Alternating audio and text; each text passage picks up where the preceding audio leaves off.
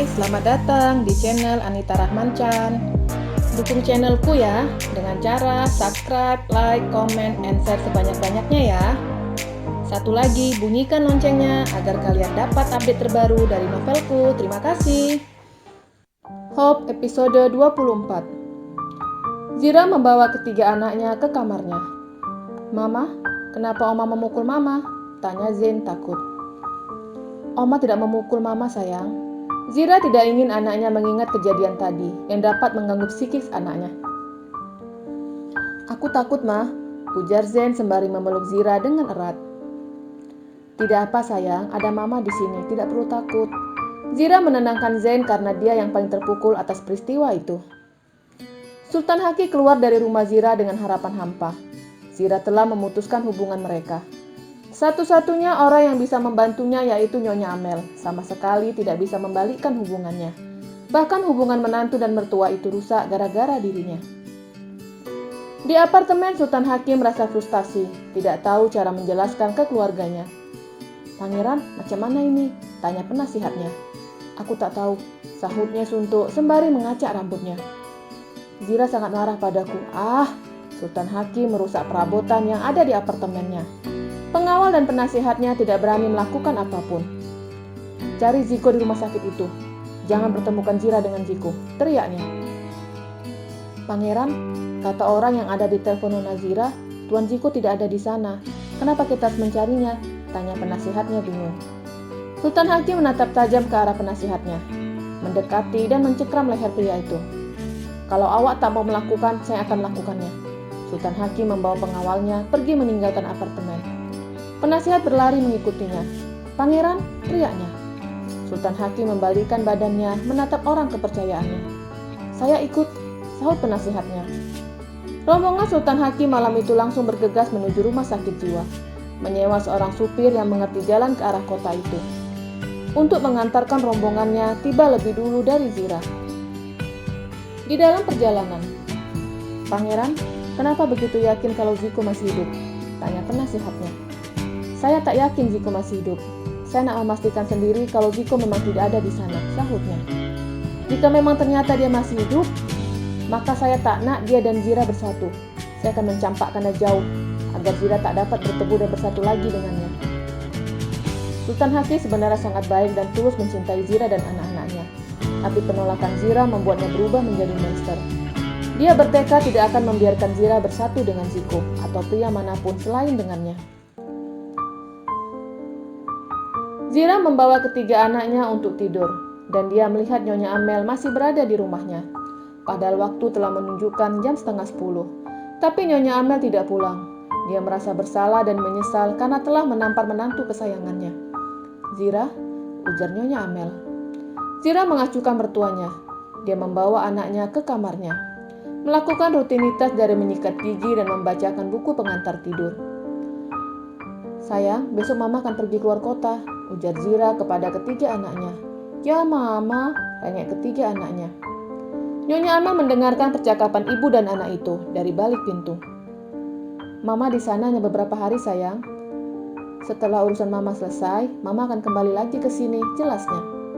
Mama, Zain mau ikut, ujar si sulung yang takut akan omanya. Aku juga, ujar Zaira dan Zahir. Tidak bisa sayang, kalian kan harus sekolah. Mama janji secepatnya pulang, ujar Zira. Gak mau, pokoknya kami harus ikut, suruh Zain keke dengan pendiriannya. Zain sayang, Zira memeluk anak sulungnya. Mama hanya sebentar sayang, anak-anak tidak boleh ikut, ujar Zira agar anaknya tidak merengek untuk ikut. Mama mau kemana? Tanya Zahir. Ada sesuatu yang Mama harus kerjakan, dan Mama harap kalian bertiga mengerti.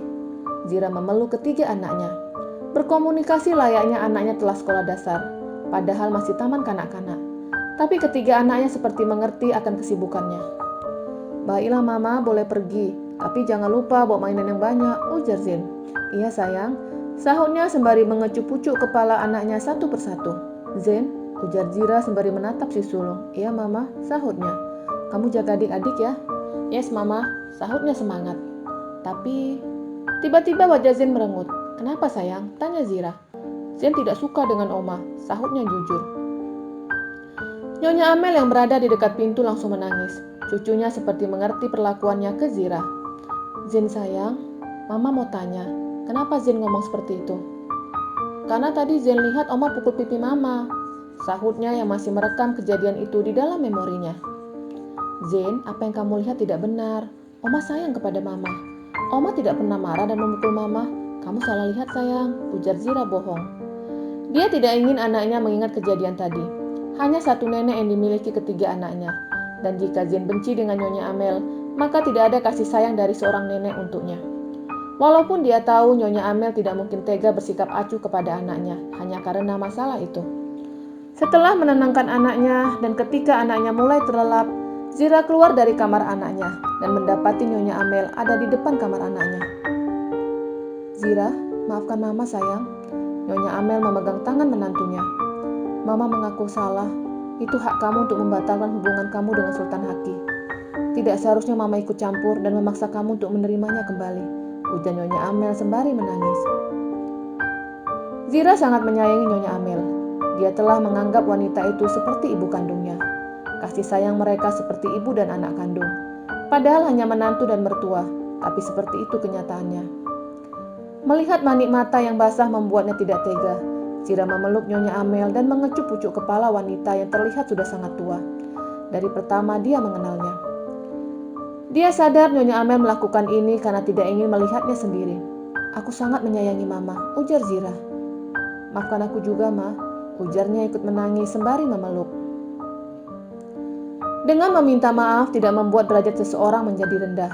Tapi dengan kata maaf mengajarkan kita menjadi pribadi mudah memaafkan kesalahan, baik yang kita perbuat atau yang diperbuat orang lain. Masalah Zira dan Nyonya Amel telah selesai. Wanita parubaya itu mengajak Zira untuk mengobrol. Zira, malam ini Mama menginap di sini, ujarnya. Iya Mama, kapanpun Mama mau tidur di sini, pintu selalu terbuka lebar. Wanita parubaya itu tersenyum. Maaf, tadi Mama mendengar perkataan kamu dengan Triple Z, ujarnya. Iya, kenapa, Ma? Mama dengar kamu akan keluar kota untuk beberapa hari. Memangnya ada pekerjaan mendesak? Zira tidak ingin mengatakan yang sebenarnya dengan alasan jika hubungan mereka baru saja membaik. Dan jika dia mengatakan yang sebenarnya dan hasilnya nihil, maka akan percuma. Menurutnya lebih baik mengatakan jika dia benar-benar telah bertemu dengan Ziko. Iya, ada pekerjaan mendadak dan tidak bisa diwakilkan, sahutnya bohong. Apa Kevin ikut? Tanya Nyonya Amel. Iya, Kevin ikut, sahutnya. Lalu anak-anak bagaimana? Apa mereka mau ikut dengan Mama? Terutama Zin, apa mau? Tanyanya khawatir. Aku tidak tahu, mungkin Zin sudah melupakan kejadian tadi. Mama tidak perlu mengkhawatirkan Zin, nanti dia akan melupakan semuanya, ujar Zira menenangkan. Nyonya Amel menganggukkan kepalanya, merasa lebih tenang dengan ucapan Zira barusan. Mama tidak perlu khawatir, di sini banyak orang. Ada Bi Ina dan asisten rumah tangga juga ada. Apalagi pengawal ada banyak di depan. Mereka akan menjaga Triple Z, ujar Zira menenangkan. Setelah mengobrol panjang lebar, Zira dan Nyonya Amel masuk ke kamar untuk beristirahat. Zira tidak langsung beristirahat. Dia harus menyusun beberapa pakaiannya ke dalam koper yang akan dibawanya besok. Semoga surat itu memang dari Ziko, gumamnya semangat dan mulai memejamkan matanya. Ziko tidak bisa memejamkan matanya. Dinginnya dinding kamar membuat batuknya kian parah. Terus batuk sampai mengeluarkan darah. Tuhan, ambil saja nyawaku, teriaknya tanpa keluar sepatah kata dari mulutnya. Sakit yang aku rasakan masih bisa aku tahan, tapi hati yang terluka tak sanggup untukku bertahan. Aku ingin mati Tuhan, teriaknya tanpa suara. Badan yang semakin kurus karena penyakit yang tak kunjung sembuh. Penyakit itu membuatnya tidak bisa beristirahat. Di mana pasien lain mulai tertidur, hanya dia yang terus membuka mata. Mencoba untuk berbaring, tapi batuknya kian parah. Dan Ziko hanya bisa duduk untuk mengurangi batuknya. Pagi harinya, semua pasien keluar dari ruangan tentunya setelah mandi. Dan Ziko harus berjemur sesuai dengan rutinitas yang dilakukan di rumah sakit itu. Setelah berjemur kurang lebih 1 jam, mereka menuju ruang makan. Karena ruangan yang tertutup membuat batuk Ziko kian parah. Ziko terbatuk-batuk sampai memuncratkan darah ke meja. Perawat langsung melaporkan kejadian itu ke kepala rumah sakit. Dok, pasien 0115 muntah darah, ujar perawat lain. Dokter telah tahu kondisi Ziko pertama kali masuk ke rumah sakit jiwa, di mana ada riwayat dari rumah sakit sebelumnya. "Apa sebaiknya kita membawanya ke rumah sakit?" tanya perawat khawatir. "Tidak perlu, rawat saja di ruang perawatan, berikan obat yang diperlukannya." Dokter menulis resep yang harus diberikan ke Ziko. "Tapi kondisinya semakin parah, Dok. Nanti bisa menularkan pasien lain," ujar perawat lagi. "Lakukan sesuai perintah saya," kata dokter tegas yang tidak ingin Ziko ditangani rumah sakit lain. "Baik, Dok," sahut perawat takut. Perawat itu ingin Ziko dirawat di rumah sakit lain, bukan rumah sakit jiwa. Karena di rumah sakit lain, Ziko akan ditangani oleh dokter yang memang ahlinya. Sedangkan di rumah sakit jiwa hanya ditangani oleh dokter kejiwaan, yang tentunya resep akan sangat berbeda, kecuali dokter itu menghubungi dokter penyakit dalam dan meminta resep yang cocok untuk penyakit TBC. Ziko dibawa ke ruang perawatan yang ada di rumah sakit itu. Punggung tangannya ditusuk jarum infus untuk mengalirkan cairan itu ke tubuh Ziko. Cairan itu dapat membuat batuk Ziko sedikit reda, dan dia dapat memejamkan matanya yang semalaman suntuk tidak bisa tertidur. "Aku berharap pada saat membuka mata aku telah meninggal," doa Ziko yang ingin segera menghadap Sang Ilahi bersambung.